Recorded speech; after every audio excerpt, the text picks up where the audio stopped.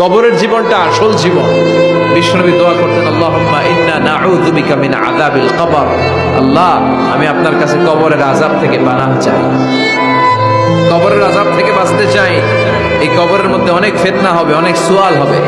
কবরে প্রশ্ন আছে না নাই? কথা বলেন। প্রথম প্রশ্ন জিজ্ঞেস করা হবে, মার রব্বুক, তোমার রব কে? বলেন, আমাদের রব কে? ওয়া মা দীনুক, তোমার ধর্ম কি? বিষ্ণুবীর চেহারা দেখিয়ে বলা হবে, তাআরিফু মান হাযার রাজুল, এই লোকটারে চিনো? আমরা কি বলবো? আমরা চিনি, উনি আমাদের প্রিয় রাসূল মুহাম্মদুর রাসূলুল্লাহ সাল্লাল্লাহু আলাইহি ওয়াসাল্লাম।